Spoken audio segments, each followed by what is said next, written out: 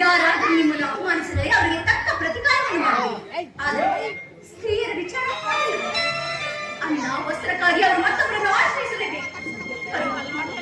ಇಂಥ ಅಪರಾಧಿನ ಸ್ತ್ರೀ ಜಾತಿಯನ್ನು ಹೇಗೆ ಸೃಷ್ಟಿ ಮಾಡಬೇಕಂತೆ?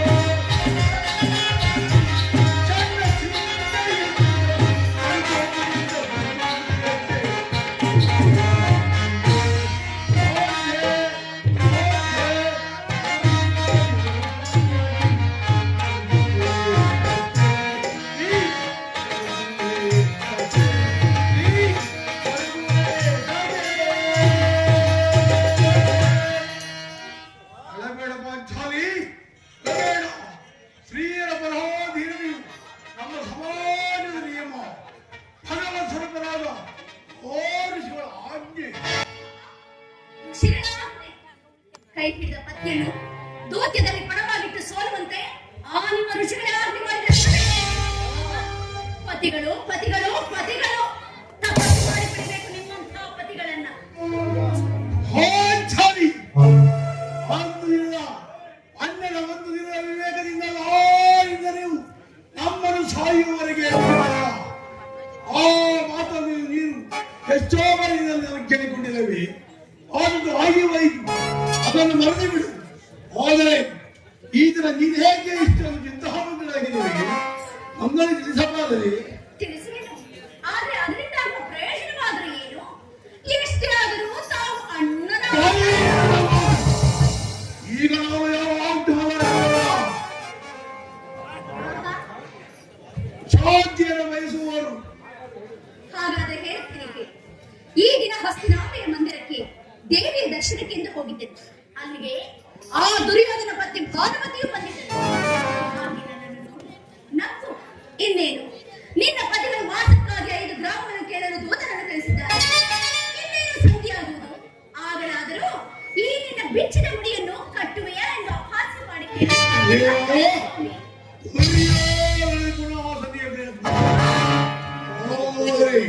ನನ್ನ ಸಂದೇಹ ನಿಶ್ಚಯವಾಯಿತು. ಮತ್ತಿನ್ಯಾರು? ನಮ್ಮಣ್ಣನಾದ ಶ್ರೀಕೃಷ್ಣ ಪರಮಾತ್ಮ. ಮಧ್ಯವಾಗಿರುವ ಆಯುಧ ಬುದ್ಧಿಯು ಯೋಧವನ್ನು ಮರೆಯುವುದು ಸಹಜ. ಹೋದರೆ ನಾವು ಯೋಧವನ್ನು ಮಾತ್ರ ಬಯಸುತ್ತೇವೆ. ಅರ್ಜುನದವರೆಗಿಂದ ಹಿಂದಿರುಗಿದಾಗಲೇ ಹೀಗಾಗಬಹುದು ಎಂದು ತಿಳಿದಿದ್ದೇವೆ. ಇದರಲ್ಲಿ ಆ ಭಾನುಮತಿ ಏನೇನು ಉತ್ತರ ಕೊಟ್ಟೆ? ಪ್ರಶ್ನೆಗೆ ಸರಿಯಾದ ಉತ್ತರ ಕೇಳೆ ಭಾನುಮತಿ. ಈ ನಿನ್ನ ಕಟ್ಟಿದ ಮುಡಿಯನ್ನು ಬಿಡಿಸುವವರೆಗೂ ನನ್ನ ಬಿಚ್ಚಿದ ಮುಡಿಯನ್ನು ಕಟ್ಟುವುದು.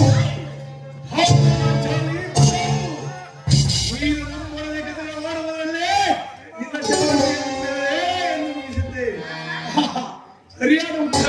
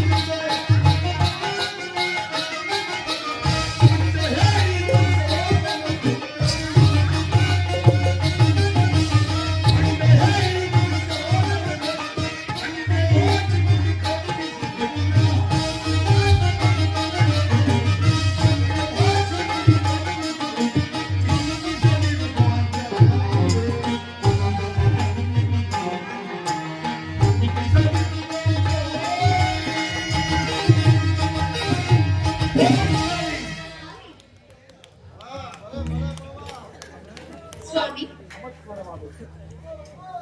ಚಮತ್ಕಾರವಾದ ಉತ್ತರ.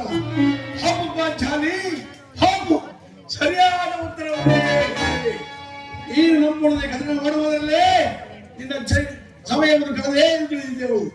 ಆದರೆ ಚಮತ್ಕಾರದ ಉತ್ತರ. ಫಲೇ ಪಾಂಚಾಲಿ, ಫಲೇ. ಸ್ವಾಮಿ ಪ್ರಾಣೇಶ್ವರ, ಹೀಗೆ ಬನ್ನಿ. ನೆನಪಿದಿ, ಹಿಂದೊಂದು ದಿನ ಈ ನನ್ನ ಬಿಚ್ಚಿದ ಕೇಶರಾಶಿಗಳನ್ನು ನೋಡಿ ಕುರುಕುಲಾತ್ಮಕ ಕಾಲರಾಶಿ ಎಂದು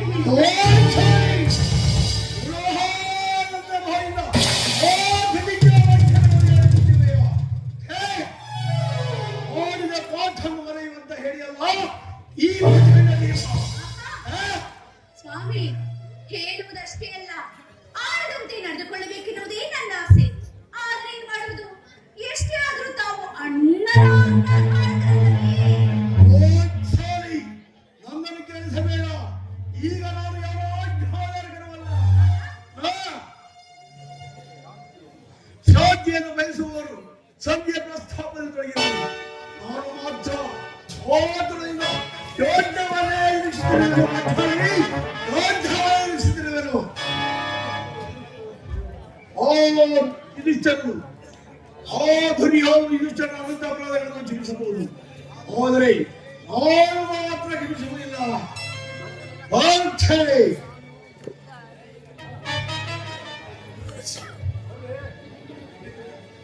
ಛೇ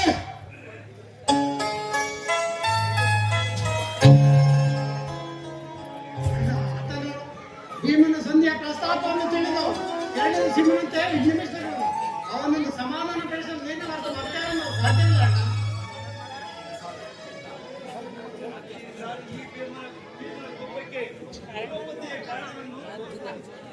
ನಾನು ಹೇಳಿದಂತೆ ಜಗತ್ತಿನ ಸುಖ ದುಃಖಗಳಿಗೆ ಹಿರಿಯರೇ ಮೂಲ ಕಾರಣವೆಂದು ತೋರುತ್ತದೆ.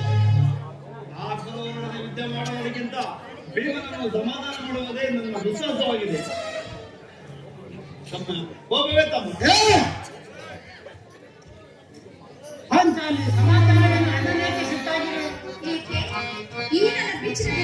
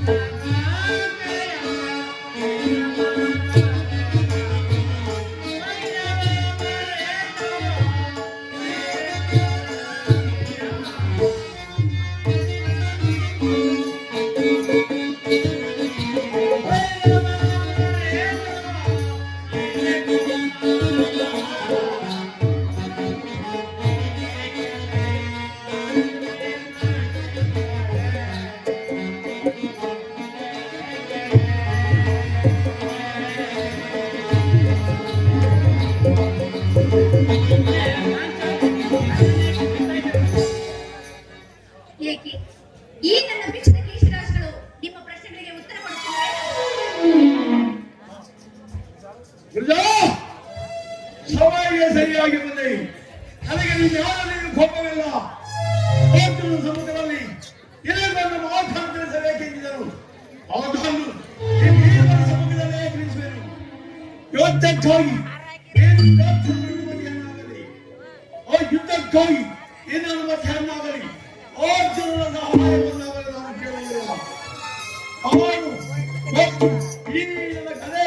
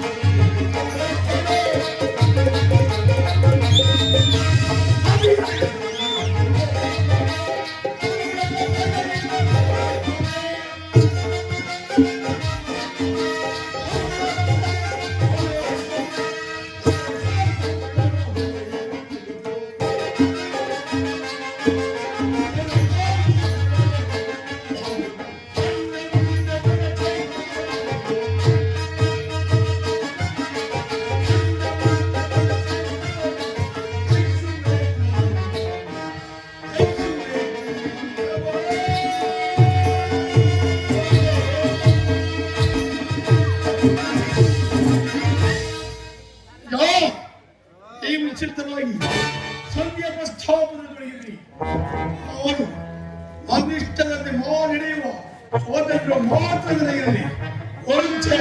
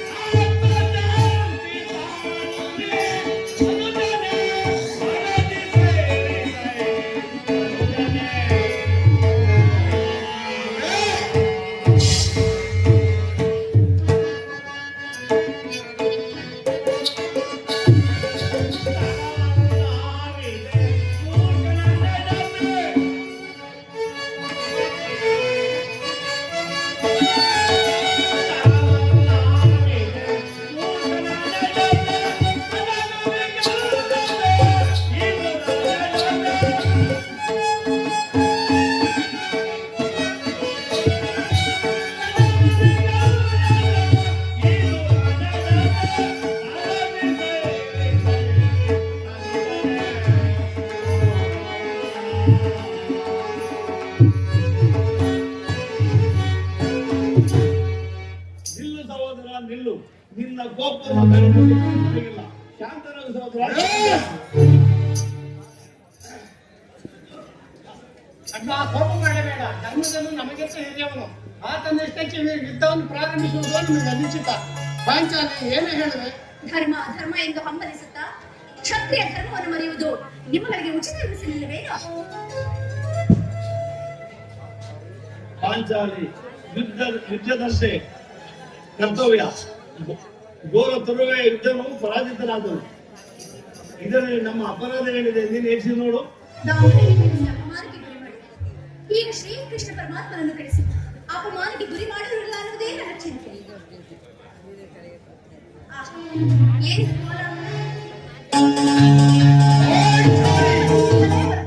ತಾಯಿ ಕೆಲಸವಿಲ್ಲ. ಅರ್ಜುನ, ಹೊರಡಬೇಡ. ಸಾವಿರ ಮತ್ತೆ. ಈ ಸಂಜೆಯ ಪ್ರಸ್ತಾಪವು ನಿಮಗೆ ಉಚಿತವಾಗಿ ಕಾಣಬಹುದು. ಅದನ್ನು ಕೇಳುವ ಅವಶ್ಯಕತೆ ನನಗೆಲ್ಲ ಬರುತ್ತದೆ. ಆಹಾ, ಸ್ವಲ್ಪ ತಾಳಿ ನಮ್ಮ ಅಣ್ಣನಾದ್ರೂ ಬರಲಿ.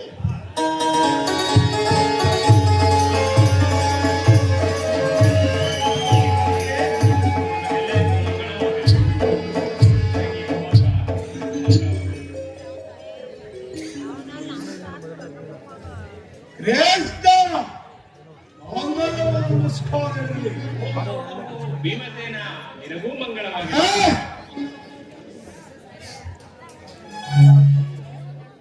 ಹೋದ ಕಾರ್ಯವೇನಾಯಿತು? ಧರ್ಮನಂದನ ಹೋದವರಾರು ಈ ಕೃಷ್ಣನೇ ಅಲ್ಲವೇ? ಅಂದರೆ ಎಲ್ಲವೂ ಸಮರ್ಪಕವಾಗಿಯೇ ನಡೆಯಿತು. ಭೀಷ್ಮಾದಿಗಳು ನನ್ನನ್ನ ಬಹುವಾಗಿ ಸನ್ಮಾನಿಸಿದರು. ಸ್ವಯಂ ಧೃತರಾಷ್ಟ್ರನೇ ರಾಜ್ಯಸಭೆಯಲ್ಲಿ ಸ್ವಾಗತಿಸಿ ವಿಧ ವಿಧವಾಗಿ ಉಪಚರಿಸಿದರು. ಸಂಜೆ ವಿಚಾರ ನಡೆಯುತ್ತೆ. ನಡೆಯಿತು. ನಾಳೆಯಲ್ಲಿ ಕೆಲಸವಿಲ್ಲ. ನಾಳೆಯಲ್ಲಿ ಕೆಲಸವಿಲ್ಲ. ರುಕ್ಮಿಣಿಕತೆ, ಈ ದುರ್ವಾರ್ತೆಯನ್ನು ಕೇಳಬೇಕೆಂದ್ರೆ ನಿಮ್ಮೆಲ್ಲರ ಇಚ್ಛೆ ಆಯಿತು. ಅದನ್ನು ಸಾಧಿಸಿರಿ. ಆದರೆ ಈ ಭೀಮನು ಯಾವ ಭಾಗವನ್ನು ಕೇಳುವುದಿಲ್ಲ. ಬರುತ್ತೇನೆ. ಸ್ವಲ್ಪ ನಿಲ್ಲಿ ಪ್ರಾಣೇಶ್ವರ, ನಮ್ಮ ಅಣ್ಣನ ಮಾತಾದರೂ ಮುಗಿಯಲಿ. ನಿಮ್ಮ ಅಣ್ಣನ ಮಾತು ಮುಗಿಯುವಷ್ಟರಲ್ಲಿ ನನ್ನ ತಾಳ್ಮೆ ಮುಗಿಯುವುದು. ವಾಸುದೇವ, ಸಭೆಯಲ್ಲಿ ಏನೇನು ನಡೆಯಿತು? ಧರ್ಮನಂದನ, ಎಲ್ಲವೂ ತಕ್ಕ ರೀತಿಯಲ್ಲಿ ನಾನು ನಿರೀಕ್ಷಿಸಿದಂತೆಯೇ ನಡೆಯಿತು. ಸಾಧಿಸಿದೆ ಕೃಷ್ಣ, ಎಲ್ಲವನ್ನೂ ಸಾಧಿಸಿದೆ. ಅಜ್ಞಾತ ಮೋಸದ ನೆಪದಲ್ಲಿ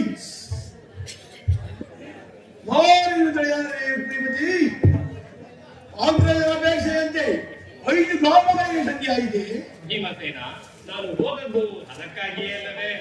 ಶ್ರೇಷ್ಠ ಅಜ್ಞಾತ ವಾಸ ನೆಪದಲ್ಲಿ ಅರ್ಜುನನು ಬೆಳೆ ಕೊಟ್ಟನು.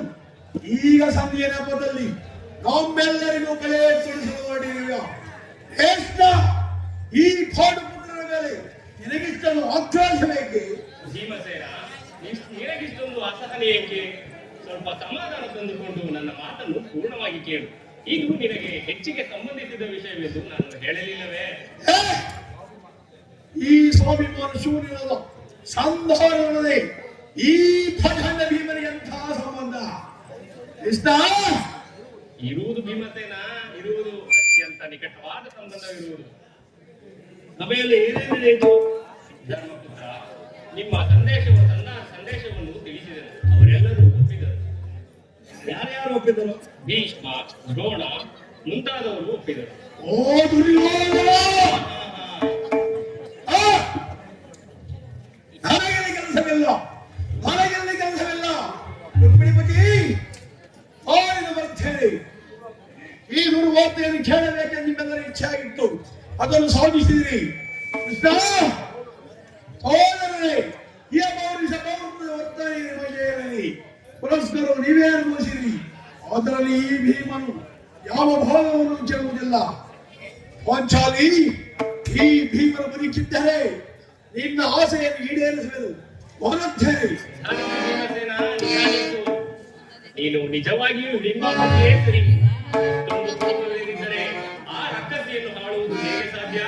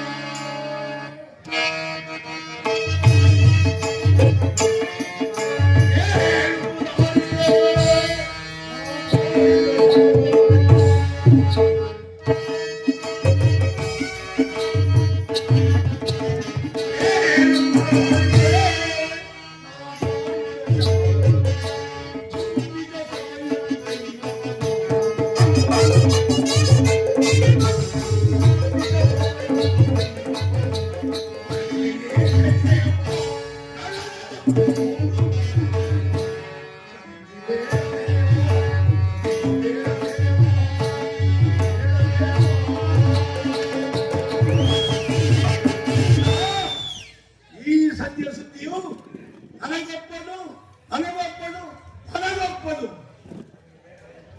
ನನಗೆ ಬೇಕಾಗಿರುವುದು ಯೋಧ ಕೃಷ್ಣ ಯುದ್ಧ, ಭಯಂಕರವಾದ ಯುದ್ಧ. ಭೀಮಸೇನ, ನಿನಗೊಪ್ಪುವ ವಿಚಾರವೂ ಬಿಡುವುದು. ಆ ದುರ್ಯೋಧನನು ನಿನಗೆ ಪ್ರಿಯವಾದ ಸಂದೇಶವನ್ನು ಕಳುಹಿಸಿರುವುದು. ಏನು ಕೃಷ್ಣ? ಏನು ದುರ್ಯೋಧನ ಸಂದೇಶ? ಹಾಗಾದರೆ ಅದು ಸಂಧಿ ಅಲ್ಲ, ಯೋಧವೇ ಇರಬೇಕು. ಹೇಳು ಕೃಷ್ಣ, ಹೇಳು. ಬೇರೆ ಸಂದೇಶ? ಭೀಮಸೇನ, ಆ ಸಂದೇಶವನ್ನು ಕೇಳುವ ಇಚ್ಛೆ ಇದ್ದರೆ ನೀನು ನನ್ನ ಬಳಿ ಕೈಕಟ್ಟಿ ಕುಳಿತು. ನನ್ನಲ್ಲಿ ಪರ್ಯಾಸವೇ ಕೃಷ್ಣ, ನನ್ನಲ್ಲಿ ಪರ್ಯಾಸವೇ. ಹೆಚ್ಚಿದಂತೆ ಹೇಳಿಬಿಡು. ಭೀಮಸೇನ, ನೀನು ಕೈಕಟ್ಟಿ ಕುಳಿತುಕೊಳ್ಳದ ಹೊರತು ನಾನು ಕೇಳುವುದಿಲ್ಲ.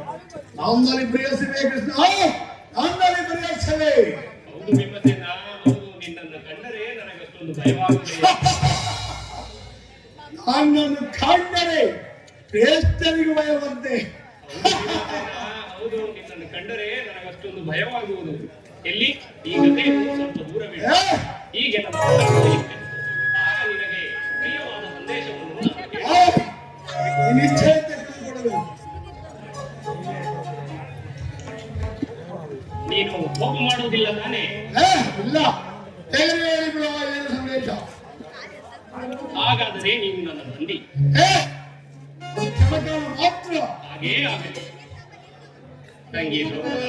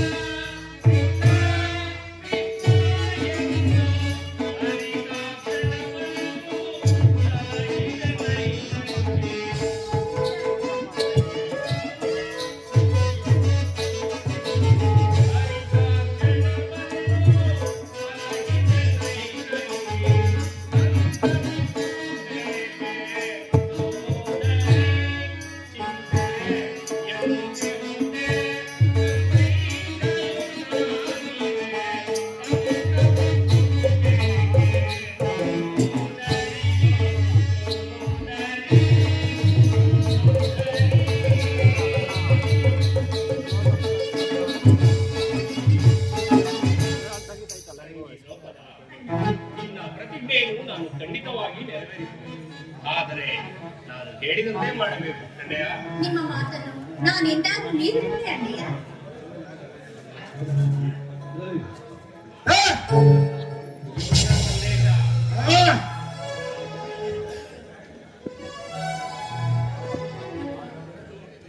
ಹಾಗಾದರೆ ತೆಗೆದುಕೋ ಜಗ್ಗವನ್ನು. ಇದು ನನಗೊಂದು ಕಡೆ ಪುರಸ್ಕಾರವಾಗಿ ದೊರೆಯಿತು. ಈ ಹಗ್ಗದಿಂದ ನಿನ್ನ ಪತಿಯ ಕೈಗಳನ್ನು ಭದ್ರವಾಗಿ ಬಂದಿದೆ. ಪರಿಹಾಸವೇ ಅಣ್ಣಯ್ಯ. ಇದು ಪರಿಹಾಸವಲ್ಲ ದ್ರೌಪದ, ಪರಿಹಾಸವಲ್ಲ. ಶತ್ರುಗಳ ಹಣಿಬಿಡಿ ಬಿಡಿಸುವುದರಲ್ಲಿ ನೀನು ಪಂಡಿತೆಯಂತೆ. ಹಾಗೆಯೇ ನಿನ್ನ ಪತಿಯ ಕೈಗಳನ್ನು ಭದ್ರವಾಗಿ ಬಂಧಿಸಲು ಬರುವುದೇನೋ ನೋಡು. ಭೀಮಸೇನ ಹಾಗೆ ಆಗಲಿ ಅಣ್ಣಯ್ಯ.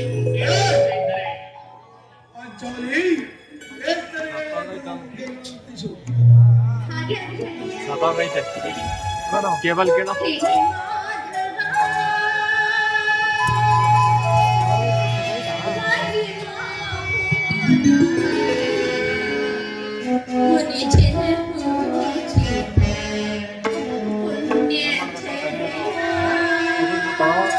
स्टार्ट माडो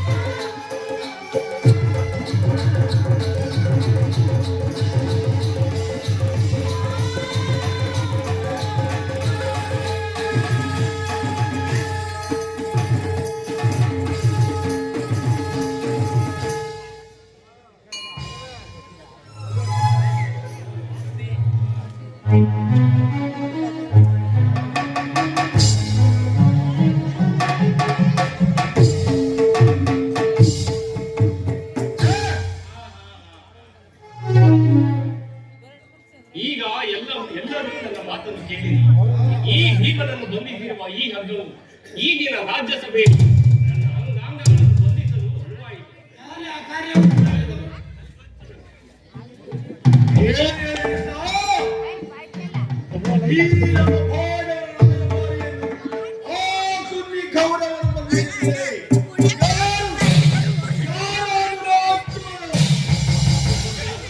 ದುರಾಭಿಮಾನಿಯಾದ ದುರ್ಯೋಧನನು ಆಜ್ಞೆ ಮಾಡಿದನು, ದುರಾಚಾರಿಯಾದ ದುಶ್ಯಾಸನನು ನೆರವೇರಿಸಿದನು. ಈ ಸಾಹಸವು ಮತ್ಯಾರಿಂದ ಅದಲ್ಲ ಈ ಕಡೆ ಇನ್ನೊಂದು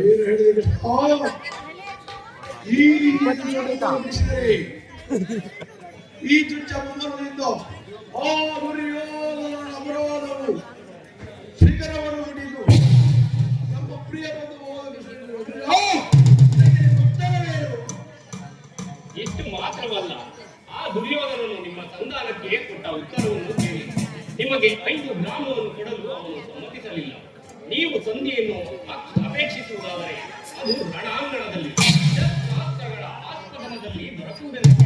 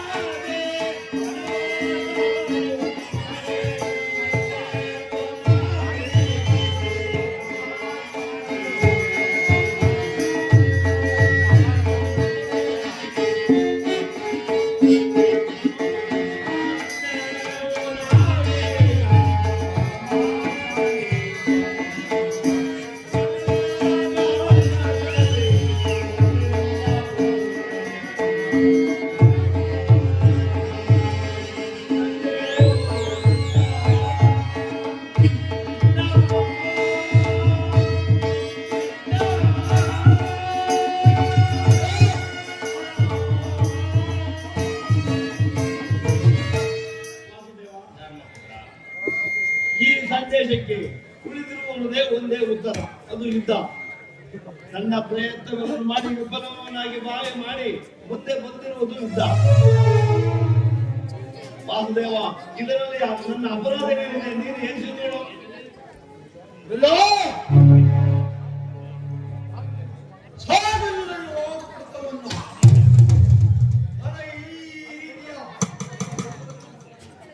ನನ್ನ ಕೈಗಳನ್ನು ಬಿಡಿಸು. ಬಿಡಿಸುವುದಿಲ್ಲವೇ? ಏನಾದರೂ ಒಂದು ಕೈಗಳನ್ನು ಬಿಡಿಸು. ಹೇಗೆ? ಬೇಡ.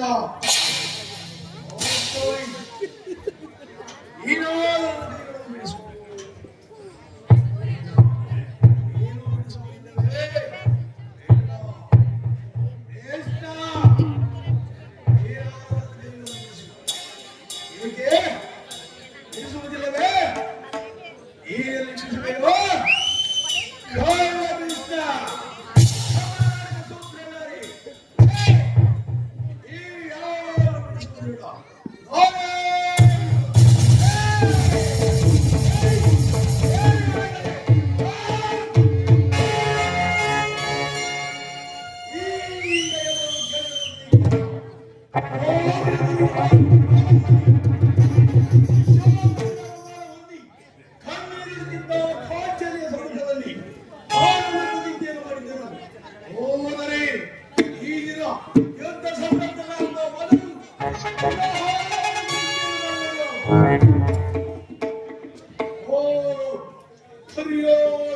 ಕೌರವರ 99 ಮಂದಿ ಸಹೋದರರು ಈ ಅಲೆಗಡೆಯಿಂದ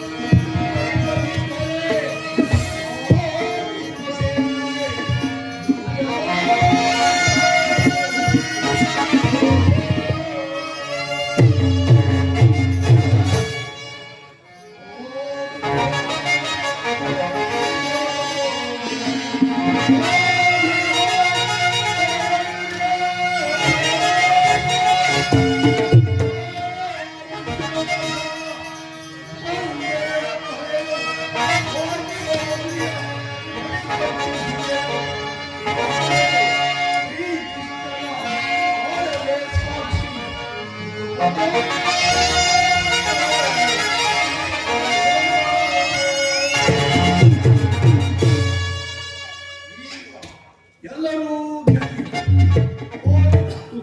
ದುರ್ಯೋಧನರಿಂದ ಪ್ರಮಾಣದಲ್ಲಿ ಕಣ್ಣೀರಿನಿಂದ ಪಾಂಚಾಲ ಸಮೂಹದಲ್ಲಿ ಆನಂದ ಪ್ರತಿಜ್ಞೆಯನ್ನು ಮಾಡಿದರು. ಯೋಧ ಸಂಗತನವ ಮೊದಲು ಪುನಃ ಪ್ರತಿಜ್ಞೆಯನ್ನು ಮಾಡಬೇಕು.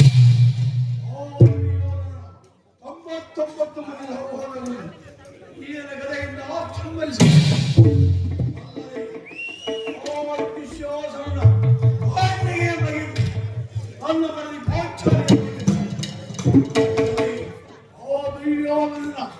ರಾಜಕೀಯವನ್ನು ಎಲಕ್ಕೆ